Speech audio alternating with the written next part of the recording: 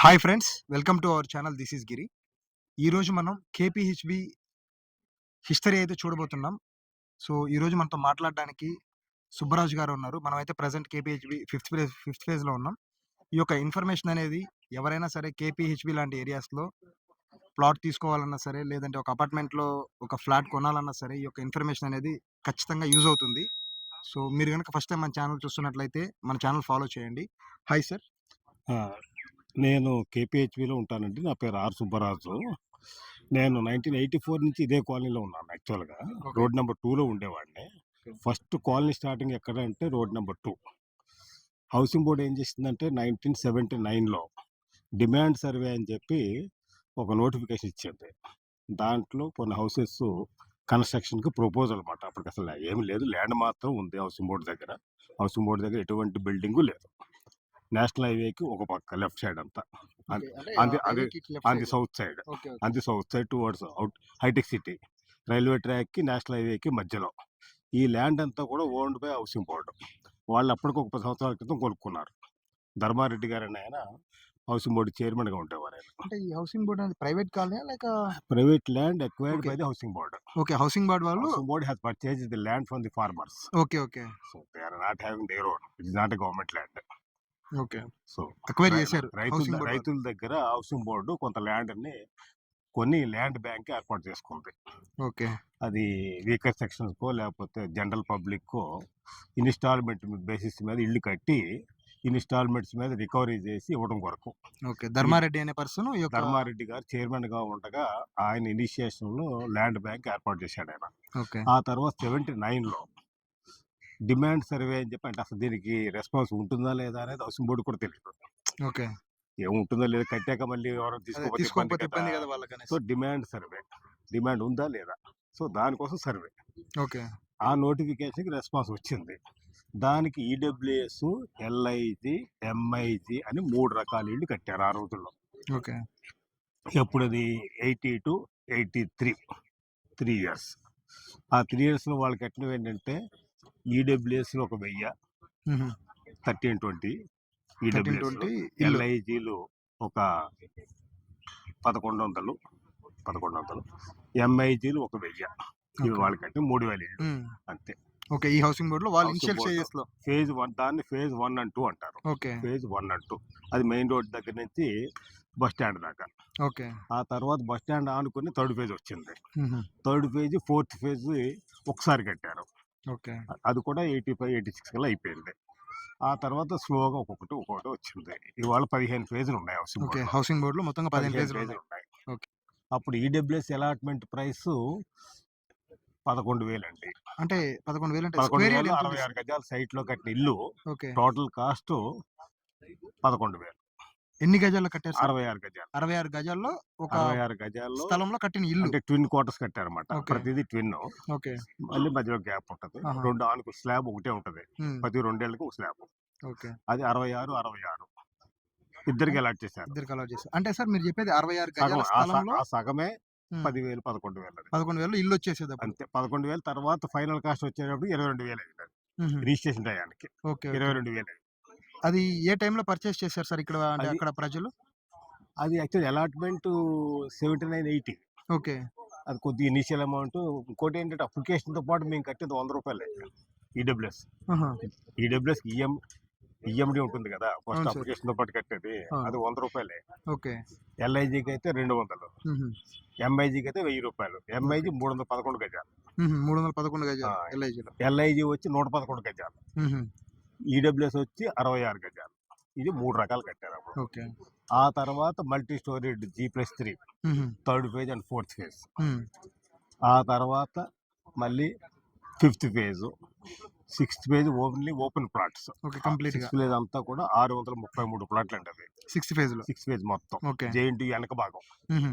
JNTU వెనక భాగంలో ఉన్నటువంటి సిక్స్త్ ఫేజ్ 633 ఓపెన్ ప్లాట్స్. దాని యొక్క యూనివర్సల్ సైజు 400. ఓకే. ఆ తర్వాత ఇల్లు కట్టి అమ్మింది మళ్ళీ ఫిఫ్త్ ఫేజు, ఫోర్త్ ఫేజ్‌కి ఆపోజిట్‌లో సెవెంత్ ఫేజు, నెక్సస్ మాల్ వెనకాల ఉన్నది నైన్త్ ఫేజ్. ఓకే. ఈ 3 మళ్ళీ ఇల్లు కట్టారు.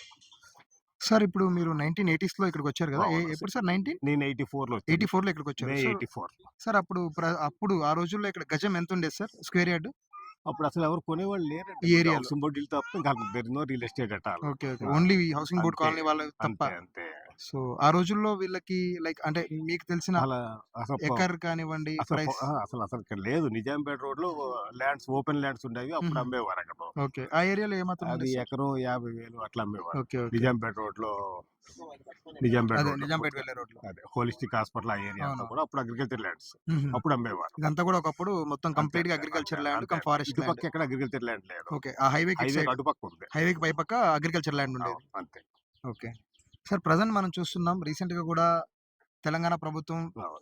గవర్నమెంట్ ల్యాండ్ కొంచెం ఆక్షన్‌లో పెట్టింది. అవును. ఇదే కేపీహెచ్‌బీలో మనకి గజం దాదాపుగా 3 2,00,000 లక్షలు అంటే ఆల్‌మోస్ట్ ఆల్ 2,00,000 2,98,000. మార్కెట్ రేట్ అనుకోవచ్చు. ఓకే. ఏదన్నా రోడ్ ఫేసింగ్ అట్లా దాంట్లో ఏదైనా కమర్షియల్.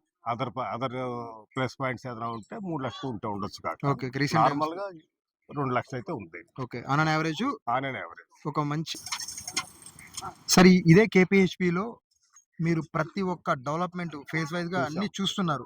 సో, 1984 నుంచి 2000 వరకు ఇక్కడ ఈ ఏరియాలో ఎలా ఉండేది రియల్ ఎస్టేట్ అనేది ఒక రేట్స్ అనేది? అంటే ఫస్ట్ భాగ్యనగర్ కాలనీ ప్రైవేట్ అండి. Road okay. అవతల. హ్మ్. అక్కడ అపార్ట్మెంట్స్ మొదలైనయి. ఇటువైపు అపార్ట్మెంట్స్ లేవు. ఓన్లీ హౌసింగ్ బోర్డ్ ఇళ్ళే ఉన్నాయి. అక్కడ 25% నుంచి 30% దాకా జరిగేది. ఏది ఓనర్‌కి ఇచ్చే షేర్. హుహు. 70% బిల్డర్‌కి. ఓకే. ఆ విధంగా అది 95 వచ్చేటప్పటికి హౌసింగ్ బోర్డ్ అవతలంతా కంప్లీట్ అయిపోయినాయి. హుహు. భాగ్యనగర్‌లో అన్నీ మొత్తం అంటే భాగ్యనగర్ అంటే ఇప్పుడు రోడ్ మన అవతల. హైవేకి అటు సైడ్ వస్తది. అటుపక్క అంతా. ఓకే. సో, ఇటుపక్క ఉన్నాం మనం. హుహు. ఆ తర్వాత ఇటుపక్కే అపార్ట్మెంట్ మొదలైంది. ఓకే. అంతకుముందు అక్కడ ఇక్కడ వచ్చేది ఏ ఇక్కడ. టైంలో సార్ స్టార్ట్ అయింది కన్‌స్ట్రక్షన్ అనేది? ఇక్కడ 88 ఆ ప్రాంతంలో మన భరత్ నగర్ ఫ్లైఓవర్ వచ్చిందండి హుహు. ఫస్ట్. 88లో. 88లో. హ్మ్. అది అప్పటి నుంచి ఇది అప్‌లిఫ్ట్ అయ్యింది. హుహు. ఓకే. ఓకే. 88, 90 మధ్యలో నేషనల్ హైవే మీద భరత్ నగర్ దగ్గర రైల్వే ఓవర్ బ్రిడ్జ్ కట్టారు. అవును. అంతకుముందు చాలా అవస్థ అయ్యేది ప్రజలు ఇటు నుంచి అటు వెళ్ళడానికి. అప్పుడంతా కొంచెం అంత మార్కెట్ లేదు. ఓకే. అది వచ్చిన తర్వాత ఒక్కసారి అప్‌లిఫ్ట్ వచ్చింది. ఫస్ట్ అప్‌లిఫ్ట్ వచ్చింది అక్కడ. హుహు. ఈ అసలు ఈ కేపీహెచ్‌బీకి కాలనీ కుకట్పల్లికి. నుంచి హౌసింగ్ బోర్డ్ నుంచి మియాపూర్ దాకా ఈ రేట్స్ రావడానికి ప్రధాన కారణం ఫస్ట్ ఆ బ్రిడ్జ్. మన ఇది ఆ! భరత్ నగర్ ఫ్లైఓవర్. భరత్ నగర్ ఫ్లైఓవర్ అండి. ఓకే. తర్వాత 94 వచ్చేటప్పటికి మార్కెట్ రేట్ ఎలా ఉందంటేనండి గజము 650. కేపీహెచ్‌బీలో నేను కొన్నాను ఒకసారి. 650. 650. ఓకే. ఎన్ని గజాలు కొన్నారు 94. సార్? 94. అదే ఎన్ని స్క్వేర్ యార్డ్స్ పర్చేస్ అది చేశారు సార్? 400 గజాలు 400. 6th ఫేజ్‌లో. 6 ఫేజ్‌లో. జేఎన్‌టీ వెనకాల ఉన్న లేఅవుట్. హ్మ్. అది 633 ప్లాట్లు అని చెప్పా కదా! హ్మ్. దాంట్లో 400 గజాల ప్లాట్లు అన్నీ కూడా. హుహు. అక్కడ మార్కెట్ రేటు 650. 650. నేను 94లో కొన్నాను. హుహు. కాబట్టి అది 94 అంటే ఆల్‌మోస్ట్ ఆల్ 31 అంటే హౌసింగ్ ఇయర్స్. బోర్డ్‌లో మేము వచ్చిన తర్వాత ఒక 10 ఏళ్లకి. హుహు. ఫస్ట్ అదే. 10 ఇయర్స్‌లో వచ్చిన మార్పు హ్మ్. పెద్ద మార్పు రాలే. ఓకే. కాపోతే అది కూడా డబుల్ అయి ఉంటుంది. మనం ఏంటంటే 300కి 600కి డబుల్ అంటే 600 తక్కువలా కనిపిస్తది కానీ అది కూడా హ్మ్. 300 నుంచి 600 అయింది సుమారుగా. ఓకే. ఓకే. ఇక్కడ ఏమైంది ఇప్పుడు 2,00,000 అయింది. హ్మ్. కానీ మరి 2,00,000 చాలా పెద్ద ఫిగర్‌లా కనిపిస్తది కానీ 2,00,000 అయింది. ఆల్‌మోస్ట్ డబుల్ అయిపోయింది. డబుల్ అయింది. హ్మ్. డబుల్ అవ్వడానికి కూడా దీనికి కూడా ఒక 10 ఏళ్ళు పట్టింది. ఓకే. ఇది కూడా సార్ ఇప్పుడు 1994లో ఆ ప్రైస్ పలికింది. అవునవును. ఇప్పుడు మనకి 2000 నుంచి 2020 మన కరోనా వరకు మాట్లాడుకుంటే, ఆ! ఈ టైంలో మనకి జరిగినటువంటి మేజర్ చేంజెస్ ఏంది? కేపీహెచ్‌బీ ఇంత పెద్ద కాలనీ క్రియేట్ అవ్వడానికి? అంటే చంద్రబాబు నాయుడు గవర్నమెంట్‌లో ఎంఎంటీఎస్ రావటం వల్ల ఇంకొక అప్‌లిఫ్ట్ వచ్చింది మళ్ళా. ఓకే. ఇంకొక అప్‌లిఫ్ట్ దానివల్ల అది వచ్చింది. ఏ ఇయర్‌లో సార్? అది 2003 అండి. హుహు. ఆగస్టు 2003. 22 ఇయర్స్ బ్యాకు ఆ! ఎంఎంటీఎస్. అంటే మళ్ళీ ఇంకొక 10 ఇయర్స్‌కి. ఓకే. చూడండి 10, 10, 10 10. ఇయర్స్. మళ్ళీ 10 ఇయర్స్‌కి 2003లో ఎంఎంటీఎస్ స్టార్ట్ అయింది. ఆగస్టు 2003. అక్కడి నుంచి మళ్ళీ అప్‌లిఫ్ట్ వచ్చింది. హుహు. మళ్ళీ ఇంకొక 10 ఇయర్స్‌కి. 2013. 30 సుమారుగా 13 వరకు మనకిక్కడ ఫ్లైఓవర్ లేదు. అండర్ పాస్ కూడా లేదు. Yes sir. ఫోర్త్ ఫేజ్‌లో. ఓకే. మీరు ఫ్లైఓవర్ అనేది ఇక్కడ ఆ! ఈ నెక్సస్ ఫ్లైఓవరా? నెక్సస్ కాదు. రైల్వే ఓవర్ బ్రిడ్జ్ మళ్ళీ. ఓకే. ఓకే. మళ్ళీ ఇంకో రైల్వే ఓవర్ బ్రిడ్జ్. అవునవును.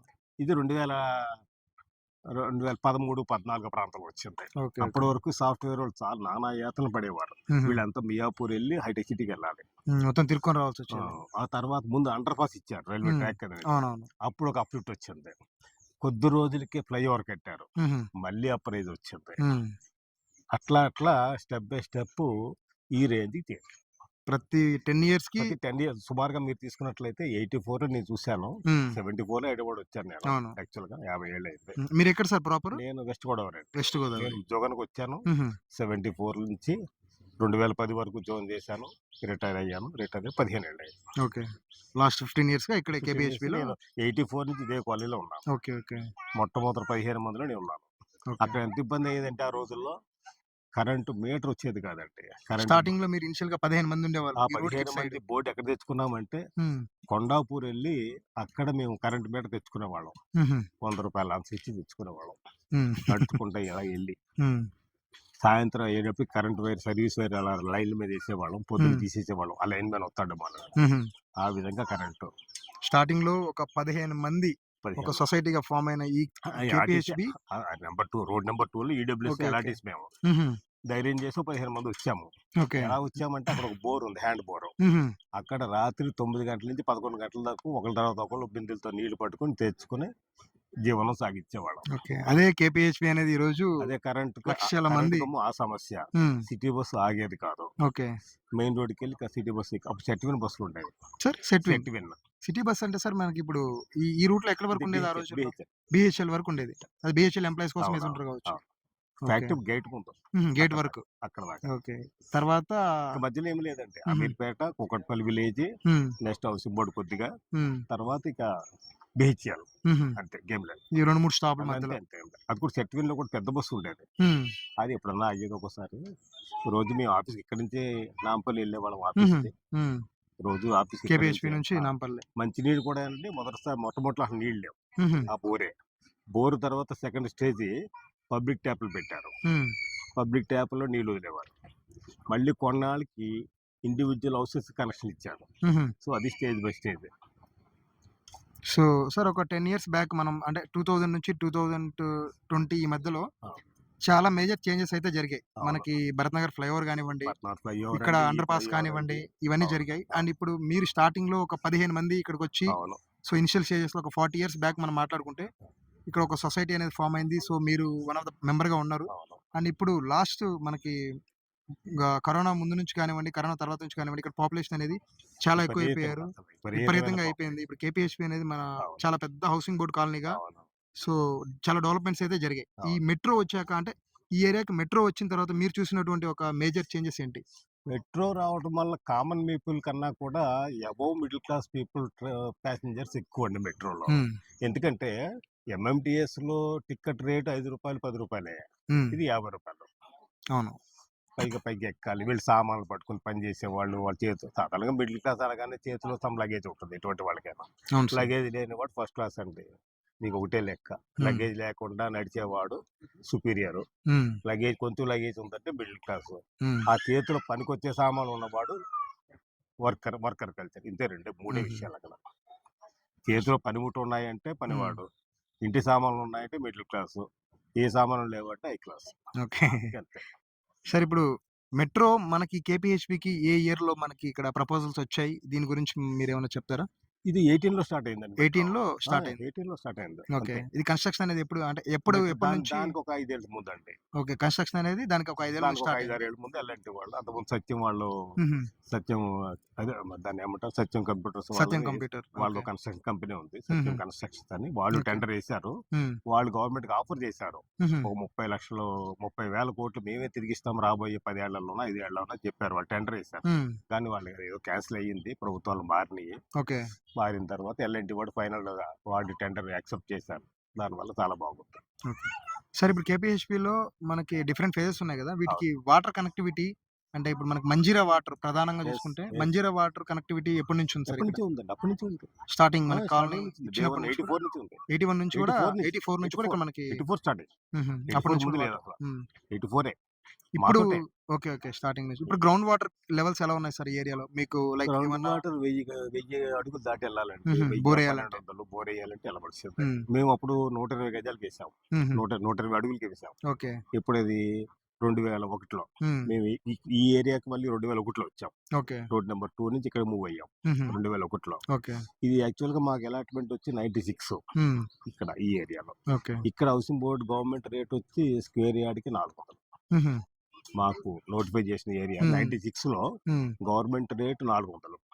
హుహు. అది బయట 800 ఉంటుంది బహుశా ఓకే. అంతే. ఓకే. బయట నార్మల్‌గా ప్రైవేట్ మార్కెట్‌లో అంతే. అనుకుంటే. ఎందుకంటే నేను ఇందాక 650 చెప్పా కదా! అవునవును సార్. 94లో. హ్మ్. సో, 94, 96లో 650, 800 అయ్యుండొచ్చు. హ్మ్. కానీ గవర్నమెంట్ రేట్ 400 ఓకే. మాకు అలాట్ చేసింది. హుహు. సో, చూసారు కదా ఫ్రెండ్స్.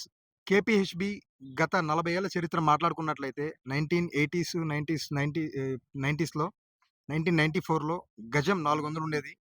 అండ్ అక్కడి నుంచి మనకి 400 నుంచి 600, 600 నుంచి 800 ఇలా ఈరోజు కేపీహెచ్‌బీలో గజం దాదాపుగా 3,00,000 రీసెంట్‌గా ఆక్షన్‌లో మనకు తెలిసిన వాల్యూ ఇదంతా కూడా. 2,98,000 అయితే పలికింది. సో, ఈ విధంగా కేపీహెచ్‌బీలో ల్యాండ్ రేట్స్ ఉన్నాయి. అండ్ ఈ యొక్క కాలనీ అనేది స్లోగా చాలా ఇప్పుడు ఇన్‌ఫ్రా డెవలప్ అయిపోయింది ఇక్కడ. సో, ఎవ్రీ 10 ఇయర్స్‌కి జరిగినటువంటి మేజర్ చేంజెస్ మనకి ఇక్కడ కేపీహెచ్‌బీలో మాట్లాడుకున్నట్లయితే సార్ మనకు ఆల్రెడీ చెప్పారు.